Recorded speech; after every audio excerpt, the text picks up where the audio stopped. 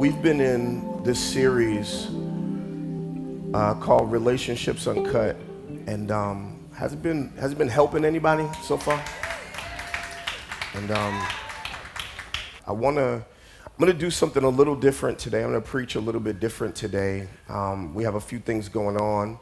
I'm excited because tonight at 4, or today at 4, all of our married and engaged couples, we're coming in here for Bone and Rib, and we're going to have a great time pouring into all of our married and engaged. If you're married and engaged and you're coming tonight, let me hear you make some noise. Let me see you. Let's make all the people that are single jealous for a moment. Just a little bit. Now, that's not shade for everybody. It's only shade for those who are playing games. Those that are just dating, playing around, we're going to see where it goes. That's for you. We want you to feel that. But, somebody just tell somebody, put a ring on it. Don't play around. I mean, how long are you really going to date for, But I'm going to help. I promise. I'm going to get into some stuff today. And so tonight, or today, my wife and I are going to be pouring into the married and engaged couples, and the season that we've entered into is really a season about relationships. And I told you by the end of this year, by the time this year is over, if you track with us and you stay focused and you stay committed to the 3 G's of motivation this year, gathering, growing, and giving, if you stay connected to that your life is going to be better this year than it was any other year. I promise you it's going to be good. But I want to give my disclaimer as I get ready to get into this and really kind of point out today is going to be a little bit of a challenge. Here's why. Because my intention was not to really preach to married couples. Because what happens often when we do, especially y'all love when I do the series, Love, Sex, and Relationships. And when we get to the marriage Sunday, sometimes people feel like, oh, he's not talking to me, I'm not married. And so one of the things that we were going to do over the next few weeks, and we will do this, we're going to have some separate time where we're very intentional with married couples. We're going to do some Zooms. We're going to do some virtual date nights. We're going to do some things to pour into in a different way. But today, I'm really going to pour into marriage, but I want to make this disclaimer that this is not just for married people. This is, you might be like, I'm not even dating right now. This isn't just for people who've already said I do. This is for those who aren't married but will be married. How many aren't married but will be married? You're engaged, okay? Some of y'all said it by faith. All right, you engaged by faith. We'll take it. We're engaged by faith in Jesus' name. Engaged by faith. I hope they know it, but engaged by faith. We'll take that. And then there's some people in here who are single and want to be married one day. Where are those people? You want to be married one day. Not today, but one day. All right. We got the one-dayers. Okay. All right. And then we have those that aren't sure yet. You're just like a serial dater. Where are the serial daters? Don't even raise your hand. Just wink at me. I see you. All right. Y'all just like, mess me up, Pastor. I got you.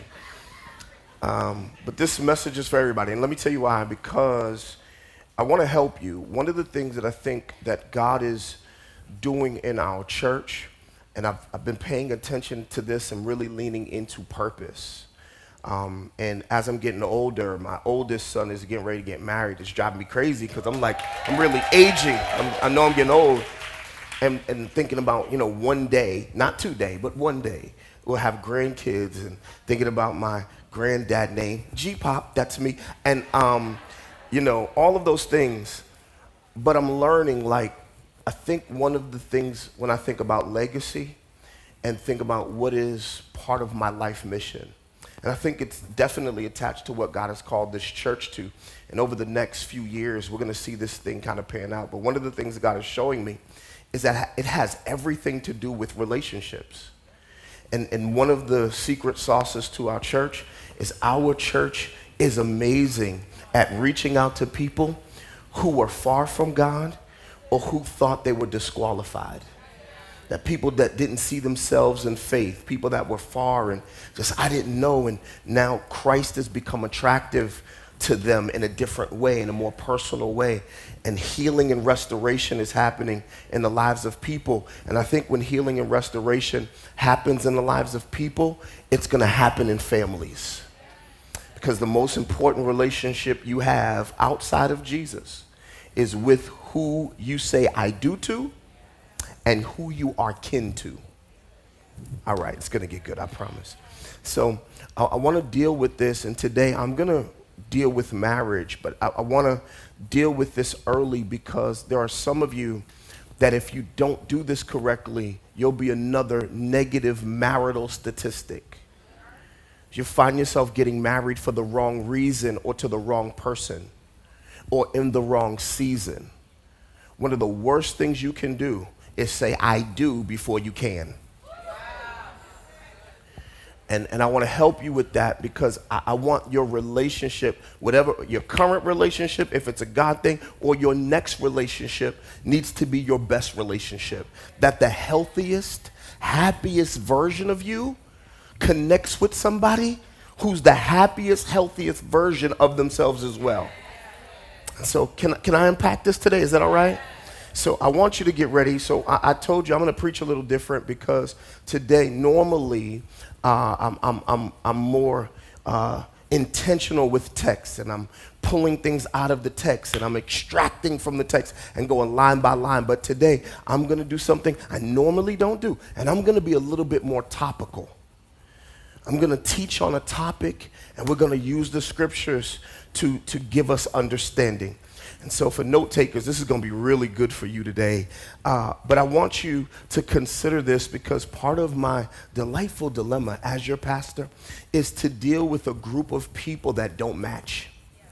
One of the things I love about our church, if you look around the room, we got people from different shades, different ethnicities, different spaces, different colors, different shades, different origins, people that got different backgrounds. And I'm so grateful that we can come to one place and we can connect with our God and grow together. Just look at somebody and say, we're better together. Go ahead. You didn't tell the right person. Tell somebody else, we're better together. And so today I'm going to preach from this topic, a messy marriage. I'm going to preach from a messy marriage. I realize that there are people in this room who are married. You're happily married. Some people are miserably married. Some people are confused. You don't even know if you're still married. Like, I don't know. I got the ring on. But, you know, we have people that are divorced. We got people that are divorced a couple times. We have people like, I ain't never going to get married again. We have people that can't wait to get married. They're dreaming about the wedding. They don't care who they marry. They just want to wear the dress and say, I do. We got some people that just want to have a honeymoon, you know, just legal sex. I won't go too crazy today. We got a bunch of people in the room with different things, and so I'm giving this disclaimer because, and I won't go too far. I'm going to save some of that for the married and engaged couples today. But one of the things that I'm grateful for, and I want to say this up front, and can I just be a little bit vulnerable? Is that all right? Because I told you this series is really going to challenge us. And the best way, I think, for God's word to penetrate our hearts is if we're willing to be vulnerable, transparent, and open. And so I'm saying this publicly that I'm grateful for my pastor. And one of the reasons, and y'all got to meet my pastor in March last year, one of the reasons I'm grateful for him, and he's my pastor, is not because of his status. It's not because he has 1 million people at his church.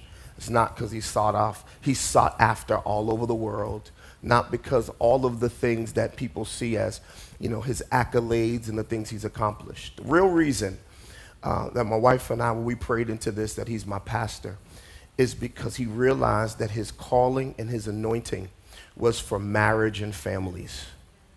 And as a young black man, as a young black preacher, one of the things seminary doesn't teach you, and most pastors don't teach you, is how to have a healthy marriage. So what happens is you fall into the trap of having a mega church in a storefront marriage. And as long as the church looks good, you don't care if your marriage is bootleg. So we made a decision, my wife and I, years ago. We've been married, it's been 25 years now. But one of the things, thank you, one of the things we decided and agreed on when we first got married while we were young is that we'll never stay together just for our kids or church. Now that's pressure and that's hard sometimes. But we made that commitment, and so I'm grateful because my pastors really helped shape my confidence to pour into you the way that I'm going to in this series. Because I told you I'll be vulnerable. Because for me, I've made so many bad decisions and mistakes that I felt like I wasn't qualified to help you get better. So I could say some things, I could deal with some things, but some things I didn't want to touch, some things I didn't want to say, because even internally, I wasn't healed.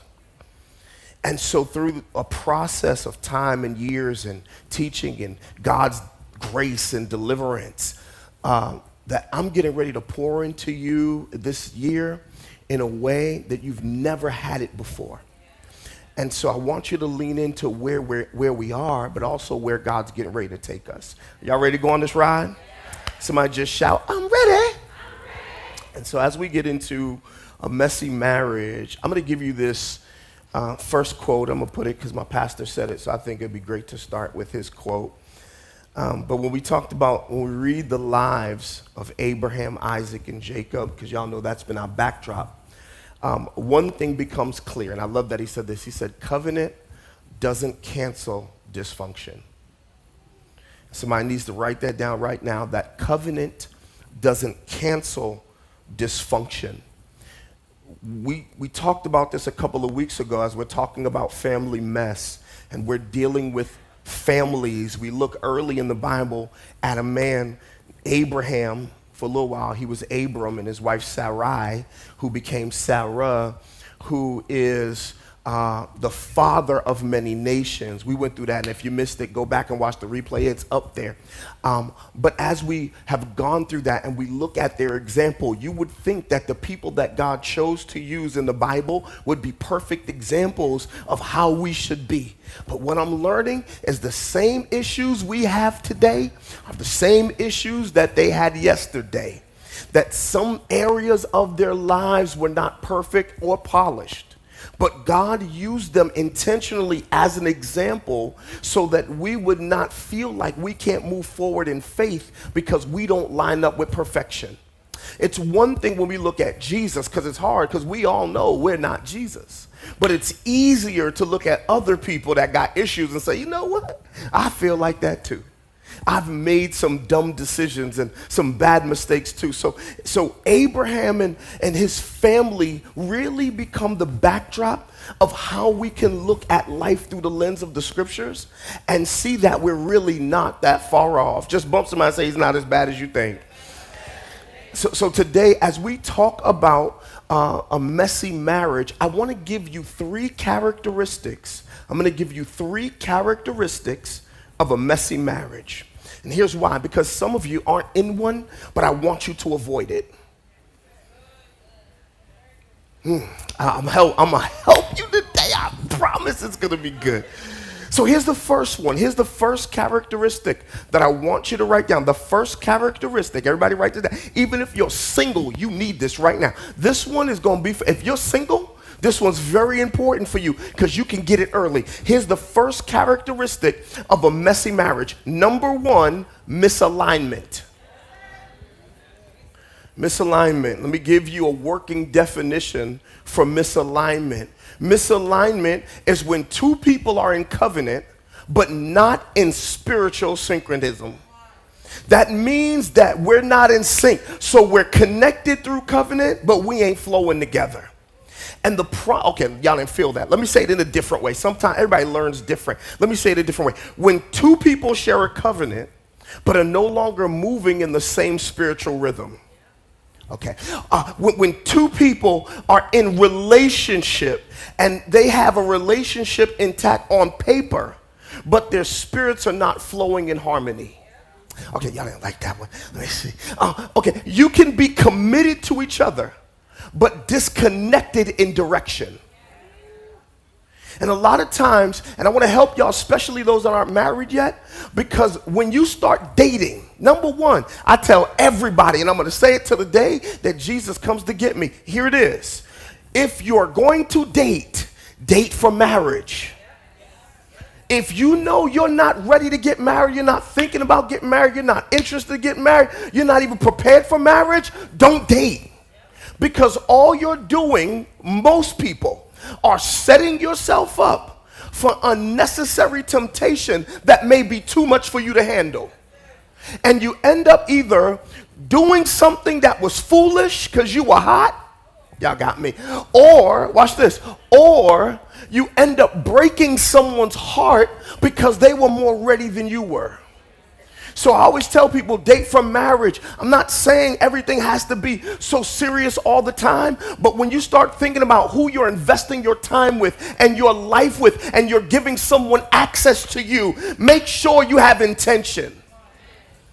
So when we're talking about alignment, I want you to get alignment early. Stop saying stupid things. I know he's not saved, but... Nah, she don't go to church, but no. I'm trying to tell you, I'm trying to save you from unnecessary heartbreak. Do you know how many young men, do you know how many young women have lost their faith because they've been misaligned? They've aligned with someone who's not going in the same direction. And you think, give them a little bit of sex, you think that's going to fix it. If I just give what he wants, he'll really love me. No. Okay. See, if I say that, somebody might be offended. And then they won't come back. So, okay, here's what I'm trying to say. Here's what I'm trying to say. Sometimes you're gambling in a game you can't win. Because here's the truth. Stop marrying potential. Marry a person. Because you become hopeful about what you want them to be, when everything in your relationship has allowed them to be comfortable where they wanted to be. So what would make them come up if you've already come down? Just bump somebody, say, don't come down. Go ahead and tell them. Misalignment will cause you to come down and bring your standard low. And the same thing happens in marriage. Let me go here because I told you we're going to talk about marriage. In marriage, the same thing happens because it's possible to be in covenant and not in cadence. You got to see this, that you can be bound together but spiritually out of step. Let's look at the Bible. Genesis chapter 16 verse 2. Genesis 16 verse 2. You look at it. I'll read it. It says this. So Sarai said to Abram, the Lord has prevented me from having children. Go and sleep with my servant. Perhaps I can have children through her. And Abraham agreed with Sarai's proposal. Now, we looked at part of this the other week, but I want to pay attention to a different part this week. Look at what she says, same verse. She says, the Lord has prevented me from having children. I told you misalignment. Here's the thing, because what this statement does, it states or it reveals that her theology has shifted. Because she went from God being the promise maker to God being the promise preventer. Be careful that you're in relationships that their theology shifts and now you're believing God differently. I'm trying to help y'all. Misalignment can be dangerous in a relationship because you live in the same house, but you're living in two different directions. And we see that this dichotomy exists in marriage today, because when we look at this, you notice we have one spouse that moves by faith and we have another spouse that moves by feelings and emotions. We have one spouse that leads spiritually and the other that lives emotionally. I hope this is going to find you. Some people are living by faith. Some people are living by anxiety. Oh, God. And we have the challenge because when we're misaligned, it's often that one person wants to make God their priority while the other's still trying to play outside. And what God wants to do, the Bible says in Amos 3:3, look at it on the screen. We quote it a lot, but I want to read it because we never read it in this way. Look at what it says. We always stop at, how can two walk together except they agree? But read it a little bit further in Amos 3:3 in the NLT. It says, can two people walk together without agreeing on direction? So we have to be going and growing in the same direction. And can I pause here? Because there might be some of you, I've realized that there's a mixed multitude in the room. There are people in the room right now that are married, and you married somebody that has kids already. And blended families can be challenging too. Blending families can be challenging. It's hard sometimes when you're in a relationship with somebody that already has kids with somebody, because now when you're embracing that somebody, you're not just embracing them, you're embracing who comes with them. When you get married and you're saying I do, you're not just saying I do to the person, you're saying I do to their children.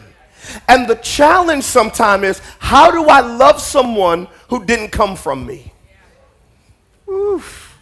And I'm not saying it's impossible, but I'm saying the challenges are real because you have to make decisions like how are we going to raise our kids? Because that we go from, y'all know, those that have been in premarital counseling with us, we always talk the biggest challenge in marriage is going from me to we.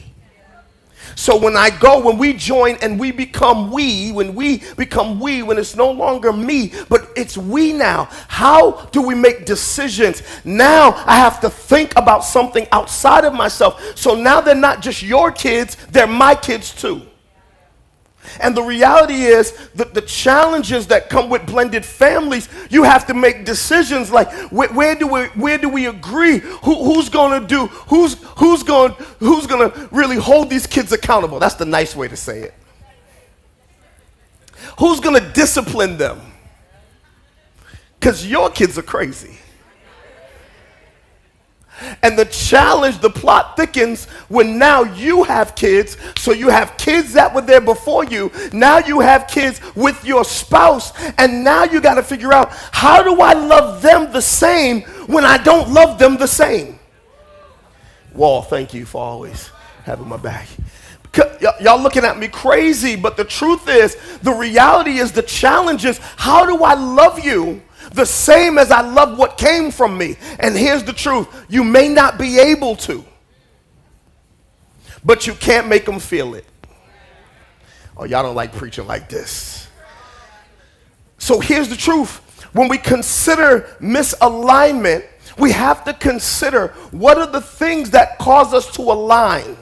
And we have to start thinking about the challenges that come into our families early, because when you're inviting other people into your space, the game changes. When you got to deal with other kids' attitudes that aren't yours. Ooh, Shondo. Teachers know what I'm talking about. When you're in spaces, when you have to deal with exes because of children. When you have to deal with their trauma, maybe from neglect. There's a weight. So when we're talking about this is why marriage is so serious. Because when we're talking about marriage and we're talking about unity and you and I tie, when we're coming together to align for purpose, we have to understand what we're walking into. Somebody shout alignment. I want to talk about it because, okay, y'all don't like blended families. Let's talk about misalignment, spending habits. Look at the fellas. They're like, yeah. Some of y'all ladies got nervous. He's talking about me. But because you have one that likes to budget and plan, and you have one that spends like there's no end. Just buy it. If it feels good, buy it. You have one that's frugal and one that's impulsive. You have one that makes sure that the bills are paid, and you have one that's making sure the bills are made. Y'all catch that on Wednesday. I don't know which one you are. I don't know which one you are, but if you're married, just look straight. Don't even set yourself up. And the truth is, because sometimes there's one that's more focused on the future, and the other one is trying to have fun right now. So we have to think about what are the things that cause us to be misaligned. How are we aligned in our spending and our thinking about our finances and our future? Because finances is not just money. Finances really is speaking to your future. The more financially well off you are, the more you're prepared for your future. So we have to start thinking about this. Do you realize that in relationships, especially marriage, infidelity and finances are the two reasons that people get divorced? The leading reasons is sex and money. And it's funny that when we talk about it in church, everybody gets tight and nervous. Can't believe Pastor just said sex. Sex, sex, sex, sex. Get over it. You here because somebody had sex. So you just bump somebody and tell them, grow up. Go ahead, tell them, grow up. Grow up. Sex. All right. But here's another one. Here's another one we don't talk about a lot. Y'all, I just want to make y'all comfortable. Here's another one we don't talk about. Commitment to ministry. I can't stay on this too long. I got to get y'all out in time. But commitment to ministry. One serves in church and the other doesn't. One of the biggest challenges, and when we're talking about don't be unequally yoked, sometimes, watch this, sometimes it's with people who don't know purpose. Because when you're in your purpose, it's hard to slow down for people who are unsure or insecure about theirs. And marrying, watch this, marriage is about purpose. Marriage is not about legal sex only. Marriage is about purpose. Marriage is about God's plan and alignment for your life, for the person that you've partnered with. This is why when God created Adam, he made him, notice, everything was good. He creates everything, good, good, good. Animals, good. Sunshine, good. He creates all these things. God says it's good. The first time God says it's not good is when he points to man and says it's not good that he's alone. She said, let me make what's not good good. Let me give him a partner. Let me give him a helpmeet. Let me give him someone to support what I've called him to do. So he creates Eve, who's a partner who fits Adam. I won't even mess with that today. But she fits how God made him because she's perfectly made for God's intention and purpose for who he created them to be. So now it's her responsibility to help him meet. She's supposed to help him meet the bills and meet the needs and meet the children and do the things that need support. That is her job. It does not diminish her responsibility to say she's subject to a man as she's less than. It's just that she was created with a role to connect and support her husband's vision that God gave to them. Watch this. So the problem is when you get into marriage and not clear about the vision for your marriage, abuse is inevitable. Because when you don't know how to use something for its purpose, it's abused.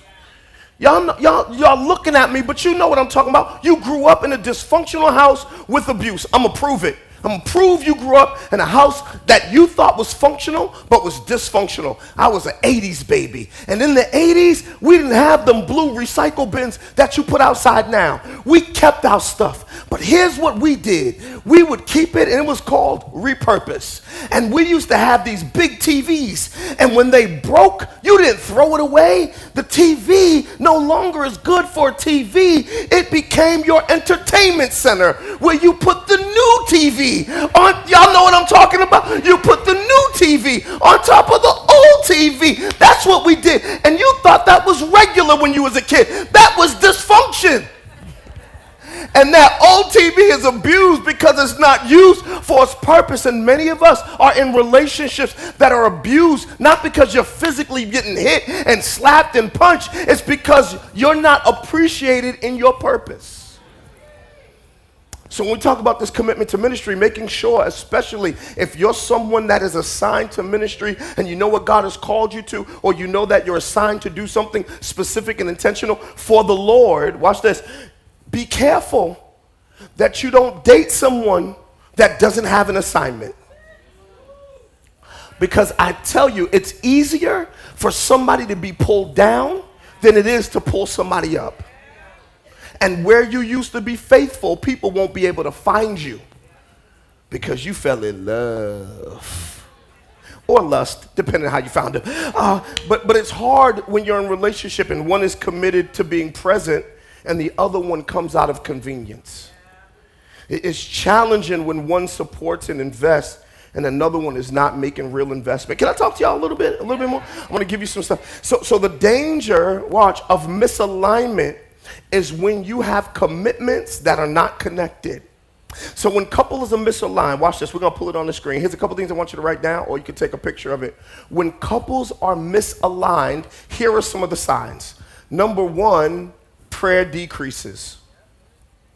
When you are in a relationship that is misaligned, prayer decreases. Number two, conversations become transactional. Third one, vision fragments, starts breaking up into pieces and it's not as clear as it used to be. Number four, blame escalates. When you're misaligned, you start placing blame. Oh my God, I can't even get into it. Number five, intimacy lessens. And intimacy, let me say the word again, is not just sex. I really submit to you that sex is really less to do with intimacy for most people. Depending on who you are and how you are, intimacy can look different for every person. Y'all know the book, we've read it several times. Anybody know Gary Chapman, 5 Love Languages. And it talks about what is your love language? How do you identify? If you're single and you've never read that book, you need to read that book because it really helps you identify how do you receive love so that you can know, because how one person receives love could be different than how another person receives love. And how one person communicates love is different than how another person communicates love. But watch this. When you're in a relationship and intimacy lacks, intimacy is something that connects you with the person, and it does not have to be this physical thing. For some people, it's quality time. For some people, it's receiving gifts. For some people, it's affirmation. Some people need that. You got to tell them, you look good today. I do. And you got to tell them every day. And you didn't tell me how good I look. And now your whole day's messed up. Everybody sees intimacy different. But all of these things, when you're misaligned, it will impact in a negative way your intimacy. Let's look at this, because misalignment doesn't start in the bedroom. It starts in belief. It doesn't start in the bedroom. It starts in belief. Got to see this, because we're looking at this text and we see that Isaac, he comes from Sarah and Abraham. And we talked about this last week. We looked at what they're passing down. Tell somebody it runs in the family. Go ahead and tell them it runs in the family. And we're seeing this messy marriage. We're seeing this situation. But here's the second thing I told you. I gave you the first one, which is misalignment. Well, watch what the second one. The second characteristic of a messy marriage, here it is mismanagement. Mismanagement. Let's get a working definition. Mismanagement. The failure to properly steward what God has entrusted to you. Let me say it again, because some of y'all are slow but worth waiting for. The failure to properly steward what God has entrusted to you. So understand that marriage is not just about romance. It's really about responsibility. Especially men. I want you to see this, because it's for men and women, but I want you to see this. Men, I had a revelation a few years ago that one day I woke up and I was just like in tears, and God gave me this revelation about marriage that I never had. And I was asleep, and I saw my wife's dad bringing her to the altar. He was bringing her to the altar, and we shook hands and said, "Who gives this woman to this man?" "I do." And we shook hands. And when we shook hands, we did all that, said, "I do." And now you may kiss your bride. I now present Mr. and Mrs. LaPlanche. And that sounds regular. You're like, okay, what's the big deal? Here's the revelation. What God was really putting in my heart is that she belongs to me.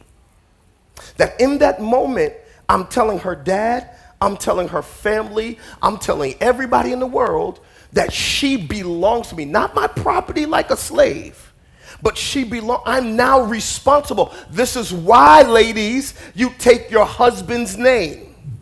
I knew it was going to get quiet. We might need some music in a minute. I knew it was going to get quiet.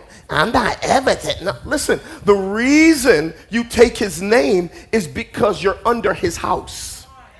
You're under his care. You're under his protection. You're under his domain. He is the king. You are in his kingdom, and the king is responsible for everything in his domain. It is not to diminish you. It does not mean your name doesn't matter. It just represents the fact that he's now responsible for you. And when I saw that, when it really hit me, like, nobody else is responsible for her. I'm taking her from the care of her family, and I'm saying I'll care for her. It changed the way I had an attitude. It changed the way I responded when I'm angry. It changed the way that I was impatient. It changed a lot in me because I had to start to realize if nobody takes care of her, it's my responsibility.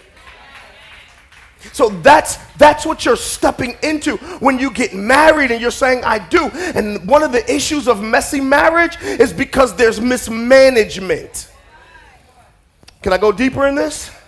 Let's look at Genesis 29, verse 30. Genesis 29, verse 30. Watch what it says. This is important. It says, so Jacob slept with Rachel too, and he loved her much more than Leah. He then stayed and worked for Laban the additional 7 years. That doesn't mean much to you yet, but I'm going to break it down. Verse 30 says, then he stayed and worked. Whew, this is good. Then he stayed and worked. Then he stayed. And this is a man who wants to marry a woman. So in order to get ready to marry her, he stayed and he worked. I'm going to say it till you catch it. He wanted to marry her. He wanted her to be his wife. So he stayed and worked. So love wasn't just an emotion.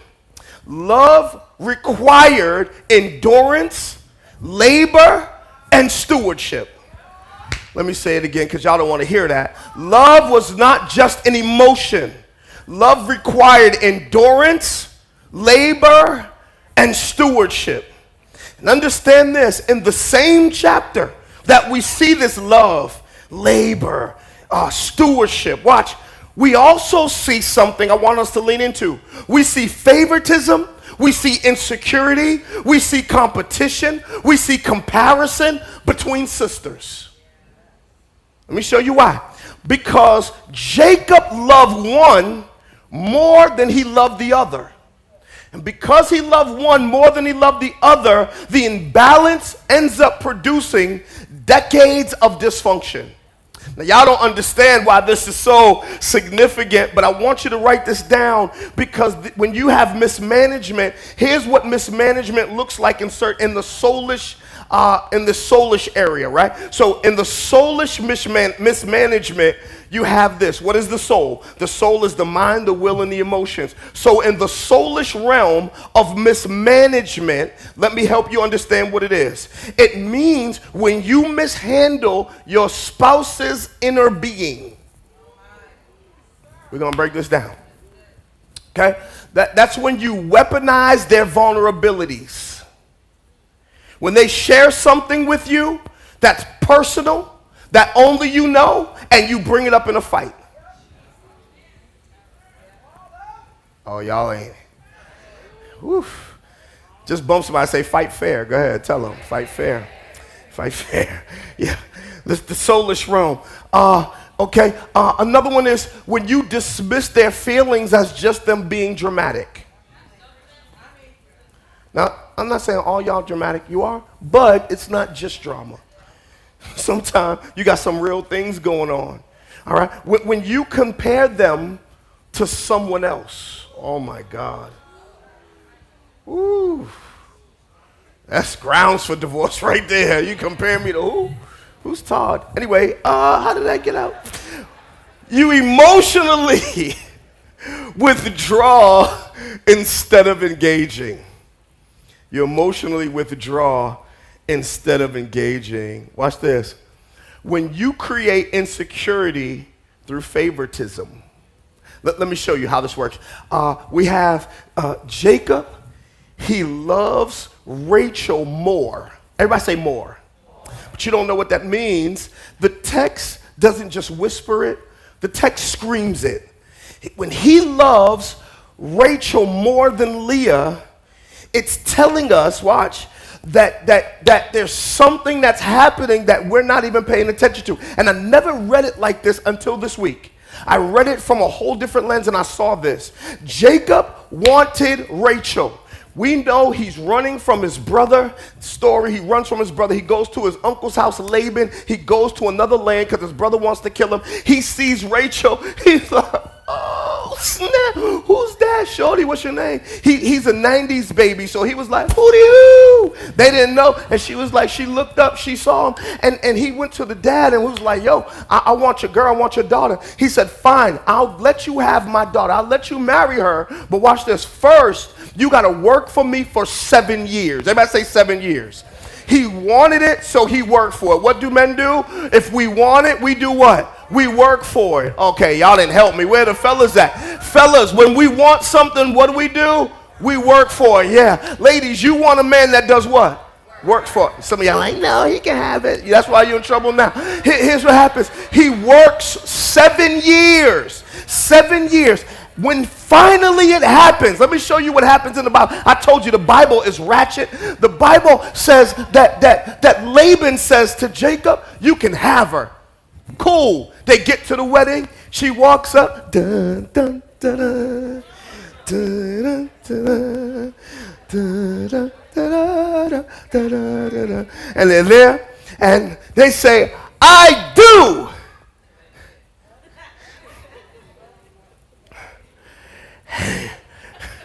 Her beard looked like mine. The Bible said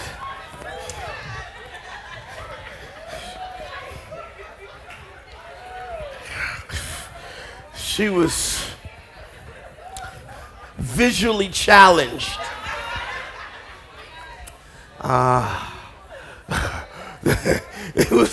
He's like, put it back on. She took it down, and he realized that his uncle played him. Laban plays him, and like, you married now, because they took marriage seriously. So he's like, how could you play me? How could you play me? The trickster got tricked. This is Jacob, the trickster. He gets tricked, and now he's like, I don't want that. He says, okay, I'll make a deal for you. I'll make a deal. I'll let you have, because that was Leah. He says, I'll let you have Rachel, but you have to work for me another 7 years. And that's what we read. He worked another. So he loved her so much. He wanted her so bad. Not only did he take her sister that he didn't want, but he works 14 years just because he wants her. Watch this. So now he works, he does this, and now he's showing, watch, favoritism. Favoritism is emotional mismanagement. I'm going to help you see this. Because Leah's entire identity became, maybe now my husband will love me. Think about this. It's her father that plants the seed. He's like, I know nobody wants you, so I'm going to trick them into marriage right in front of you. And then he says, and you can still have the one you want. So now he's married to two sisters. One that's embraced and one that's rejected, and they're in competition. Because you got two women sharing one man. Here's the crazy part. Oh, God. Can I go a little bit deeper in this? Are y'all okay? Here's the crazy part. The one he wanted, Rachel, she ain't having kids yet. He's trying. It ain't happening. But Leah, the ugly one, the one who was rejected, the one who carried shame, she's able to produce. Oh my God, this gets good. Can I show you this? Because now that she's able to produce, she starts having kids. When she starts having kids, this is where it gets dangerous, y'all. Lean in. She starts having kids, and every son, every name that they gave them was born out of emotional desperation. The first three sons, it's a hot mess. The first son that they have is Reuben. Sorry, Reuben. The first son they have is Reuben. And Reuben, his name means the Lord has seen my misery. She names her baby out of her pain. The Lord has seen my misery. And what she's saying when she calls on that, she's saying, maybe now my husband will see me. But then she has another baby, and his name is Simeon. His name means the Lord has heard my misery. So she goes from the Lord has seen my misery to now the Lord has heard my misery, but it gets worse. Then she has a third baby. His name is Levi. His name means attached or joined. Okay, that doesn't mean nothing to you. Here's what it really means. It means maybe now he'll stay attached to me. Maybe now my husband will get close. So what are we seeing? We're seeing Leah live with rejection. And now her kids are carrying rejection because she named them from her pain. And when marriage is mismanaged, children often carry the emotional residue of their parents. And the reason we have so many unhealthy marriages is because we have unhealthy people getting married. And you carry daddy's rejection to a man that's just like your dad, expecting that he can fix what your dad couldn't fix, realizing that he's broken too, because only broken people marry broken people. So you got to realize what God is trying to get us to see is that we have to get to a place where we're seeing management as a primary response to what he's put in front of us. Because if we keep going misaligned and keep mismanaging what God gives us, we're going to keep producing things out of our pain. And how many more seasons do you want to live from the place of pain? How many more seasons do you want to live with rejection? How many more generations have to carry the rejection you carried? Mismanagement. And there's one more mismanagement. That was in the soulish realm, but there's one more mismanagement. I'm going to get you out in time for lunch. This last mismanagement is important. It's sexual mismanagement. Y'all getting tight right now. Booty cheeks on the sea like, ooh. Sexual mismanagement, watch this. It includes withholding intimacy as punishment. One of the worst things you can do with your spouse, I won't go too far, I'll wait till later. One of the worst things you can do with your spouse is put them on timeout because you're angry. Y'all don't want to hear that. Every man bump your wife and say he's talking to you. Go ahead and tell.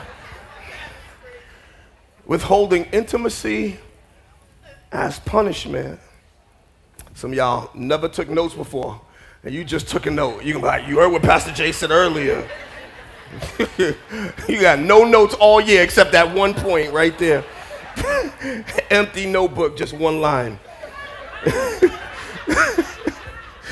When you withhold intimacy as punishment, or watch this, you use sex as leverage. Here's another one. Sexual mismanagement also either comes from or leads to infidelity. Do you understand when I told you earlier you have to guard your spouse, and I can't go too deep today, but one of the ways you guard them is by meeting their needs. Because, can I just tell you the truth? Y'all don't want to hear this truth, but I'm going to tell you the truth even if you don't want to hear it. The need will be met with or without you. Let me go back to the notes. Y'all didn't like that. Sexual mismanagement also includes pornography. What you tap into. You understand when you start tapping into pornography, it creates a spirit of selfishness. That if I learn to take care of myself, what can you really do for me? Can I say this a little? This is going to be a little dangerous. God, can I say it? He said I could say it. I don't know if he said I could say it, but I'm going to say it, and he'll get me if I can. Be careful, because you play around too long, you'll like you more. I knew they were going to be. Yeah. It's tight, but it's right. It's true. So you have to guard, because it makes you, watch this, it creates a barrier in your bonding. Here's another one. Sexual mismanagement is emotional affairs. And I think, can I be honest? I think this might be the most dangerous.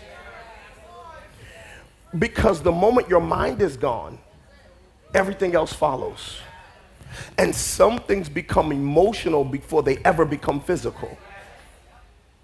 So sexual mismanagement is important to understand the importance of emotional affairs. Here's another one. Disregarding your spouse's needs. I can't say this enough. When you get married, you're signing up to serve, not to be served. God, this is tight. Y'all like, but Pastor Jay, you said, I know what I said. Love is patient, love is kind, all of that, yes. But the first thing, if you are not signing up to serve, don't waste your time getting married. Marriage is not about what someone does for you. Marriage is about how you sacrifice to do for them. And if you're in a healthy marriage, both of you will be sacrificing for each other, so you'll just be in competition to see who can bless each other the best. But if you see it as, well, you ain't meeting my needs, so I ain't meeting yours, you missed it. Well, you didn't do this for me, and... Oh, y'all don't like, okay, let me move. Y'all don't like, y'all save some for later. It says, Jacob slept with Rachel too. The issue wasn't just the act alone. It was the imbalance of the favoritism that was tied to it. So watch this. Sex becomes mismanaged when it reinforces hierarchy instead of unity. When it's about one person's needs being bigger and better than the other person, it's now going to be mismanaged. Let me give you one more verse because y'all need this. 1 Corinthians, let's read this quick. 1 Corinthians 7, 3 through 5. I'll read it. You write it down. It says, the husband, and I'm going to read the NLT. It says, the husband should fulfill his wife's sexual needs, and the wife should fulfill her husband's needs. Let's keep going. And the wife gives authority over her body to her husband. Not her boyfriend, sorry. And the husband gives his authority of his body to his wife, not his girlfriend. And the wife gives the authority. Notice the wife is a woman and the husband is a man. Just want to make sure that's clear. And verse 5, and do not deprive each other of sexual relations unless you both agree. Somebody shout agree. If we agree, it's for me. We have to agree. Unless you both agree to refrain from sexual intimacy. Watch what it says. For a limited time. This is going to be some of y'all's favorite verse in the Bible. What's your favorite verse? 1 Corinthians 7. Because it says for a limited time, so you can give yourselves more completely to prayer, but after. Like when you come out your prayer closet, come out naked. Okay. Afterward.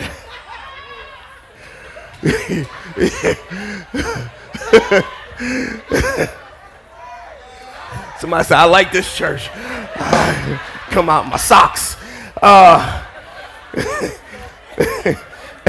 Afterward, you should come together again so that Satan won't be able to tempt you because of your lack of self-control. Watch this. So the focus should be mutuality. That's a hard word for me, mutuality. It's like when I'm having peanut butter. It's like mutuality. Y'all got it. It should be mutual. Okay, so it's not about control or manipulation, but about mutual stewardship towards each other. See, when sex becomes transactional, when sex becomes transactional instead of relational, covenant is eroded. So now your why starts to be diminished and things start falling apart. I want to give you one more in this spiritual mismanagement. Let's talk about spiritual mismanagement. This is a quiet one, but it's lethal. In spiritual mismanagement, this is important, there's no prayer in the marriage. Spiritual mismanagement, there's no prayer in the marriage. There's not even an expectation or desire for prayer. Spiritual mismanagement is when there's no shared spiritual direction. Where are we going? How are we growing in God? What is the spiritual temperature of our house? What is the spiritual temperature of our relationship? The question is, how can you have a healthy spiritual temperature if you're with someone who's not spiritual? And let me clarify spiritual. Saved. Not talking about them people you just met. You go to church? No, but I'm spiritual. Ah, come on, man. You still saying that? People still say that? You spiritual. Spiritually going to hell. I'm just saying. So here's because I told you, stop laying with people who can't pray for you. Because one day, you're going to need more than their body. One day, you're going to regret that they didn't know how to talk to Jesus. One day, you're going to regret that they couldn't hear from heaven. So you need somebody who knows how to pray with you and pray for you. Okay, spiritual mismanagement is also no accountability. And I'm not talking about who you, can we just mature this year? Can we mature? Can I talk to some grown people? Maturity is accountability with people who can hold you accountable, not people you like.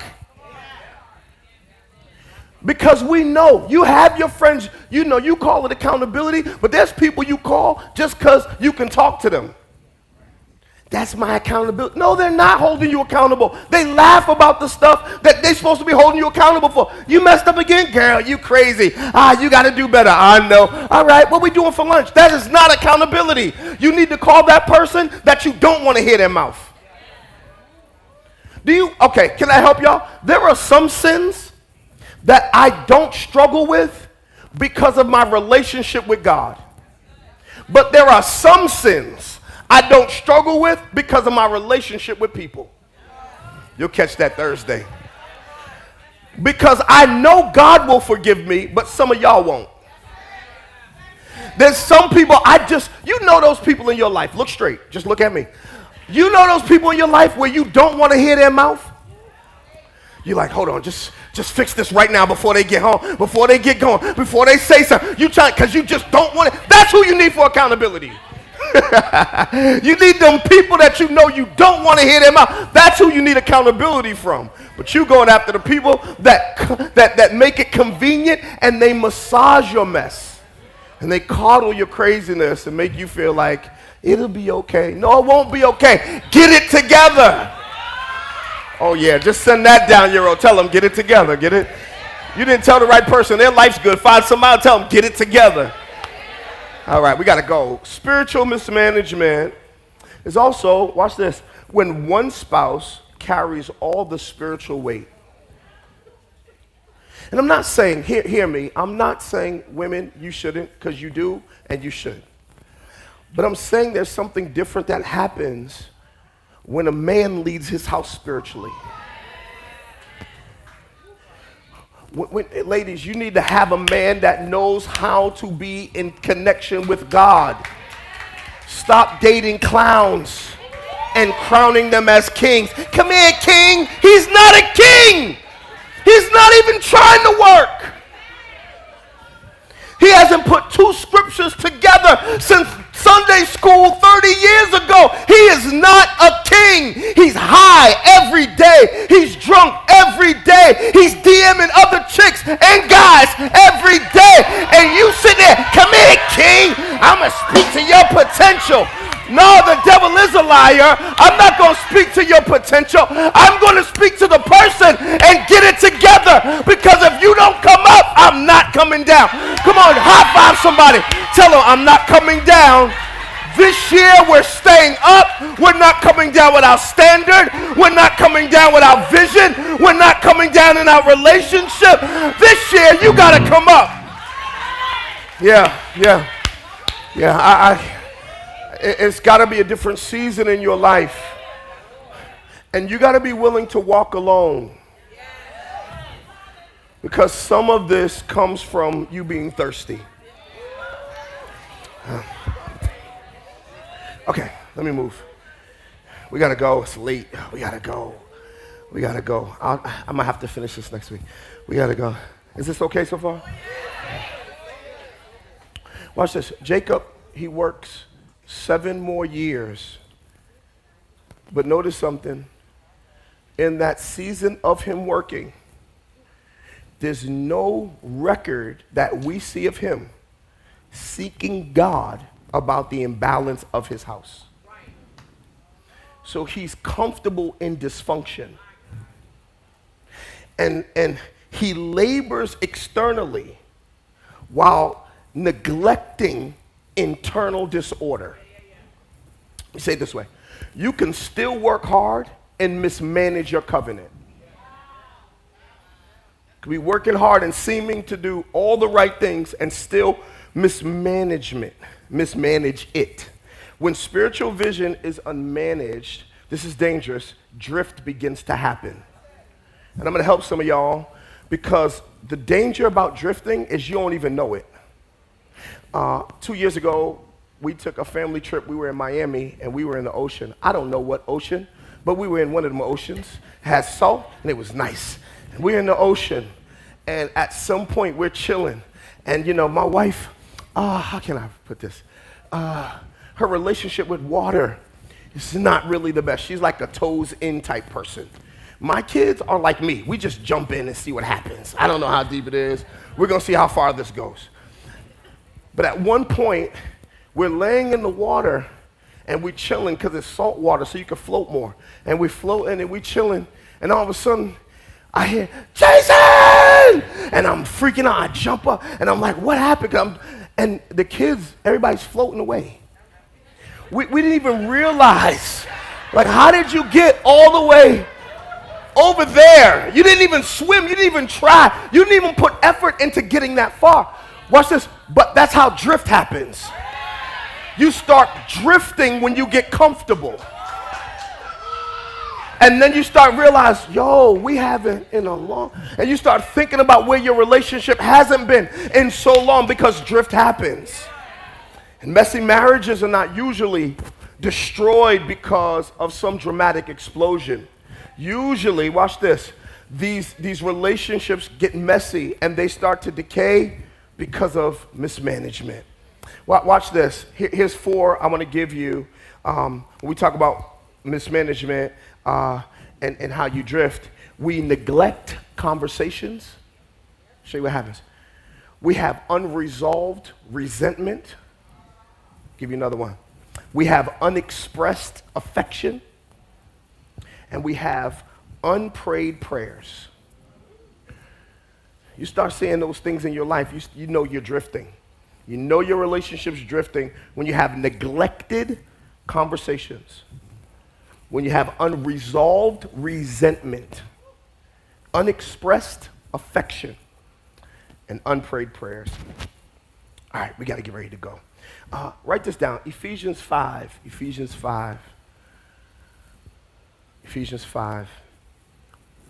In the Message Bible, The Message Bible's kind of lit because it says some stuff in a ghetto way that I like to say it sometimes.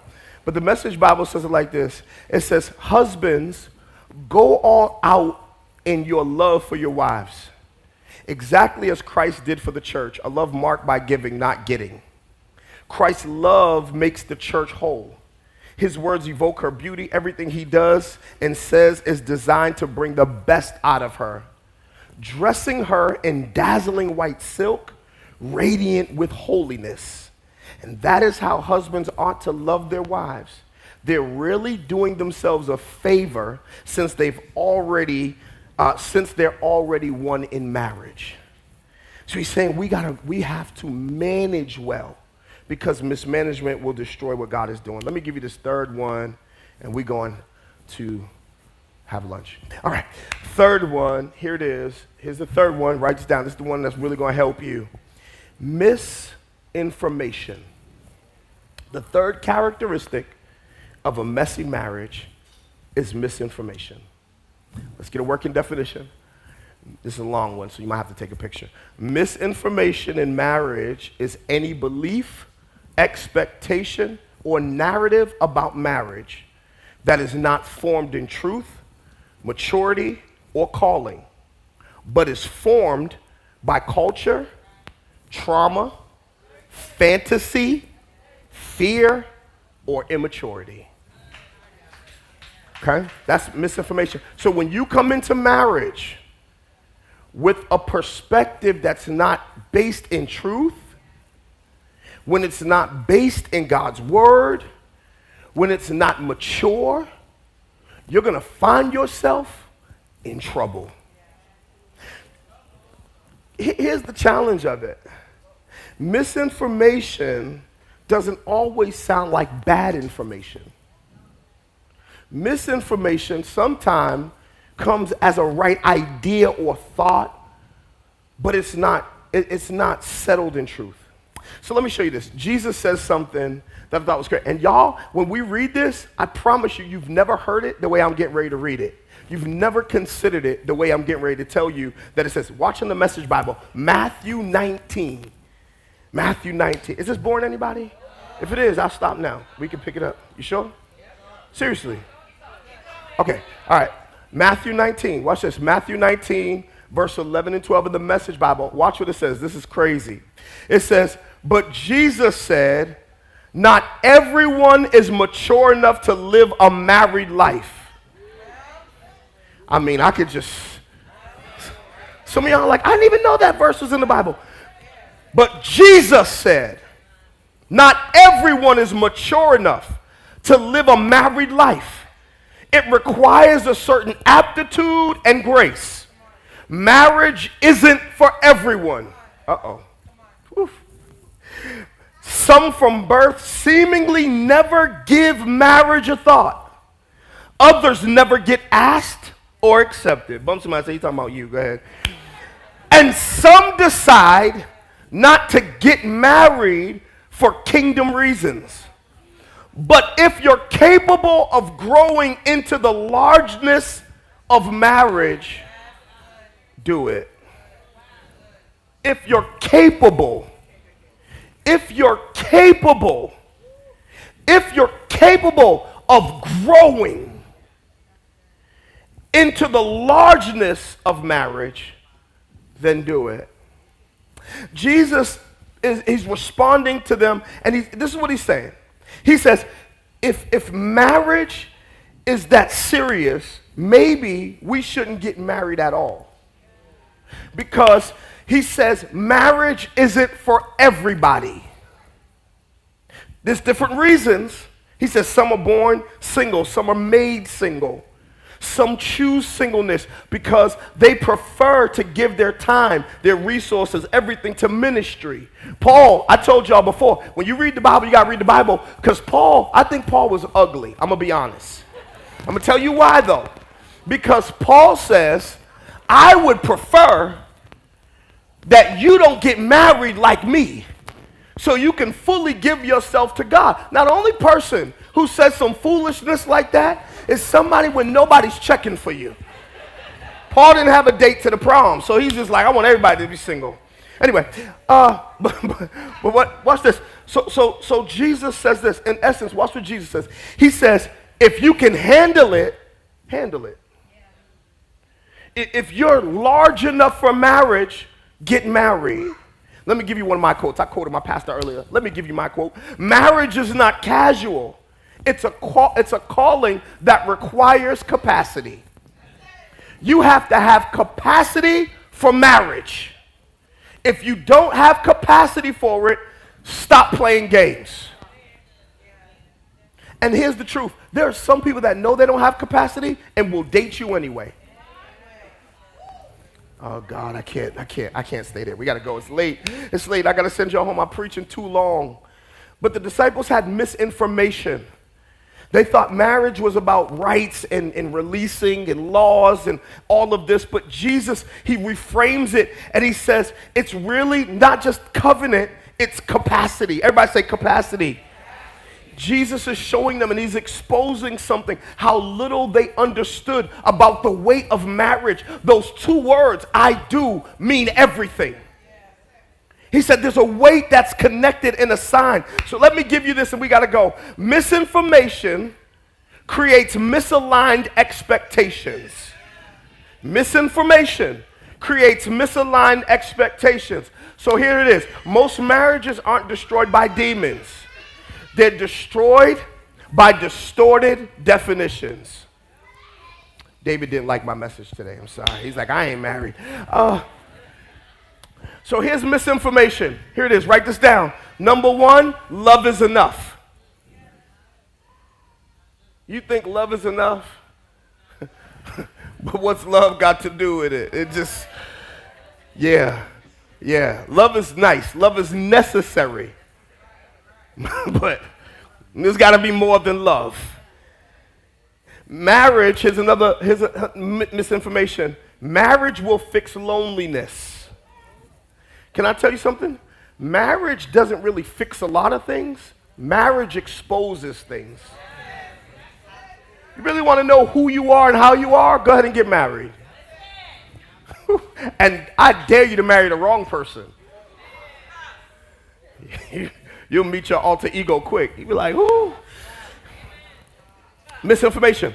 A good spouse will complete me. You have to come whole to a relationship. Here's another one. If it's wrong, if it's hard, it must be wrong. Just because relationship can be hard sometimes does not mean it's the wrong relationship. You just have more work to do. This is why Jesus said you have to grow in it. He says, okay, here's another one. If we argue, we're incompatible. No, it's not if you argue, it's how you argue. Because you're going to argue. You're going to argue a lot. You're going to argue a lot. You're going to argue a lot. But how you argue, and if you're good at arguing, be good at making up. See, my wife and I were so good at arguing, we got good at making up. That's why we have 7 kids. I'm just telling you. I'm just saying. Catch that. Here's another one. Pay attention to this.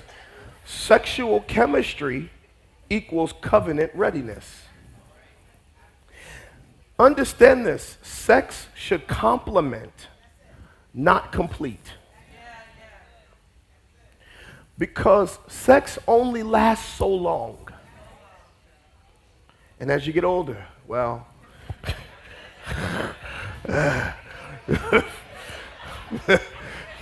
I heard.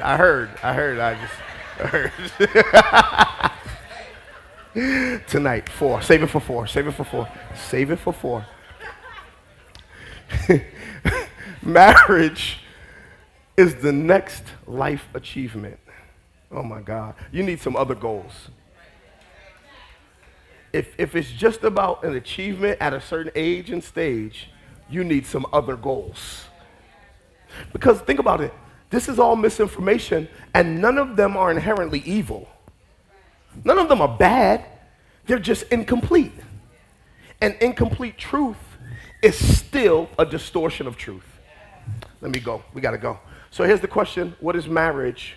I'm going to give you my definition. Here's marriage. Marriage is a covenant between two whole people who have the spiritual, emotional, and psychological capacity to sustain a lifelong union under God. Just take a picture. You can't write all that down. Marriage is a covenant between two whole people, that's one man and one woman, who have the spiritual, emotional, psychological capacity to sustain lifelong union under God. Here's the problem with misinformation. Misinformation thrives in three places. Here's where it thrives at the most: in culture, family systems, and personal trauma. Culture, family systems, personal trauma. Culture, where marriage is romanticized, where you think he's just going to save me. Where you think, oh, now that I'm with her, everything's going to be good, it's going to be perfect. When you romanticize it and think life is going to get perfecter because you with somebody now, no, you got to have a wake-up call. Right after your honeymoon, you're going to have the reality. Honeymoon's pretty good, but right after that, it's like, wait a minute. Let's go back. Family systems, where they come from. Because when dysfunction is normalized, it's repeated. Remember we were talking last week about breaking cycles. And we bring that stuff into new relationships. And then here's another one we don't deal with: personal trauma.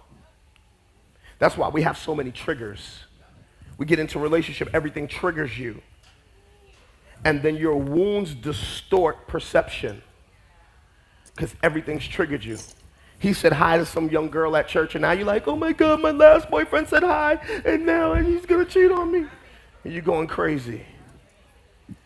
Or now she wore a certain outfit, and now you can't handle it because it's too much for you because I don't like people looking at my woman. Well, why you get somebody cute then? You know, I'm just saying. Can't even handle it, somebody looking at her. You was cool before, now y'all together, you insecure. All these things, whatever traumas you had in your life, they will come back and they will distort your perception. Misinformation doesn't just affect who you marry, it affects how you marry. It sets the tone of how you're in relationship. Misalignment, mismanagement, misinformation. I'm gonna say this and I'm gonna close because we gotta go. A messy marriage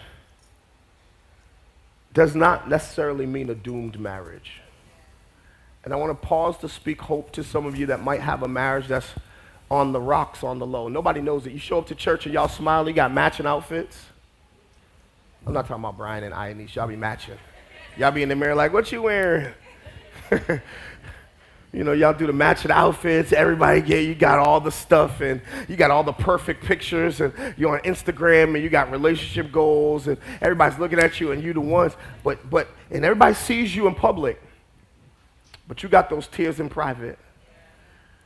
You're carefully considering divorce. There might be some of you in the room right now. You're feeling like, man, I feel like I'm alone anyway. You feel like you don't have a reason. I want to speak life to your marriage. I want to speak life to your situation. Some of you feel like, man, you talked about me this whole message. I'm all over the place. My whole marriage is messy. My family's messy. My life is messy. But I want to give you some good news because I wouldn't be a good preacher if I didn't give you some good news. When you see mess in marriage, it doesn't mean it's over. It just means that you have an opportunity to see where stewardship is needed the most. And I want to speak to those of you because I know this happened in week 1 when we talked about Ishmael and there were different people that dealt with rejection. I told you I'm coming for the Ishmaels, but I'm also coming for the Leahs. Because there's some Leahs in the room right now that you feel rejected. You've been crowned and clothed with rejection. You have daddy issues. You got mama issues. Nobody affirmed you. And not just women with Leah issues. You got men that got Leo issues. We'll call you Leo.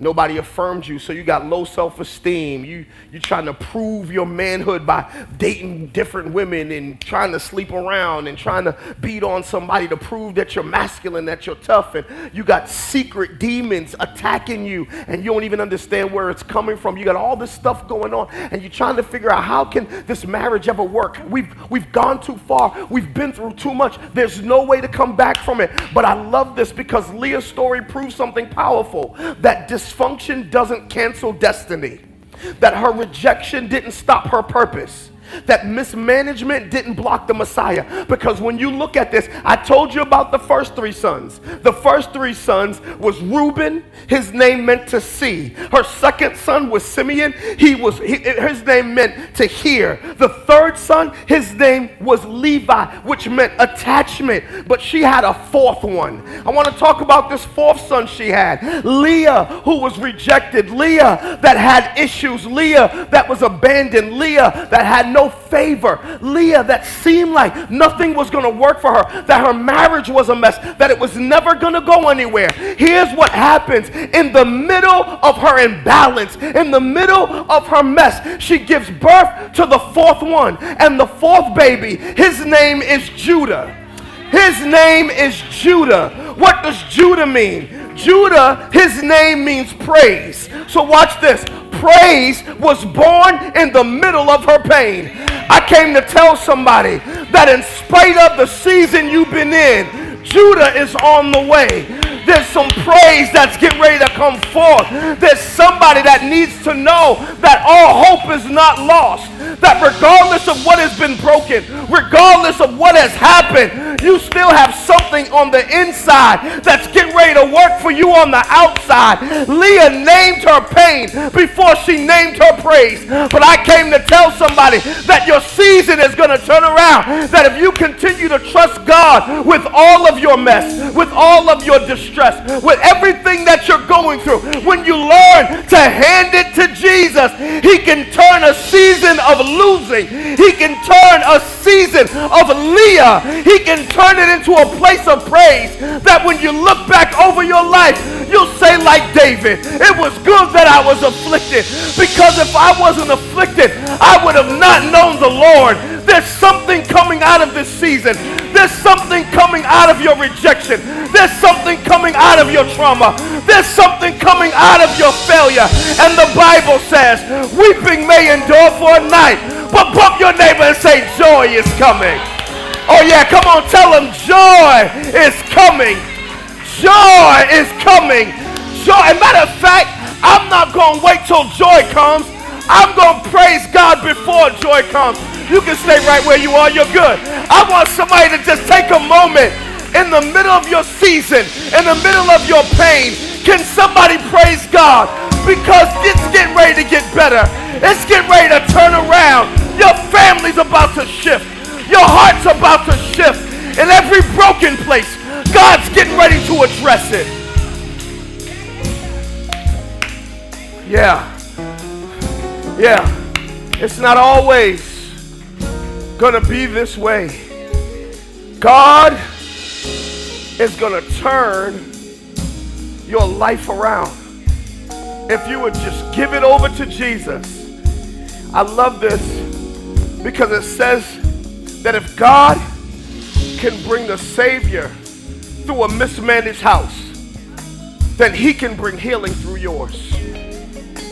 And my question to you as we get ready to pray, is there anything that's too hard for God? I just want you to personally answer that. Is there anything in your life that's too hard for God? Is there any broken place that's too hard for God? And regardless of what life has been, it won't determine what will be. God wants to deal with our messy marriage. And God has a way of turning our mess into a miracle, that people will look at you and they'll see the favor of God on your life. And so I'll take a moment, and I'm not even going to pray for the married couples. I'm going to pray for every person in the room, that regardless of your relationship status, that you allow yourself to give it to God so that you can be healed of every obvious thing and every secret thing. Every trauma that has gotten in the way of what should be a healthy relationship. I'm believing God for healing for you right now. Anybody in this room believing God can heal what has been broken in your life?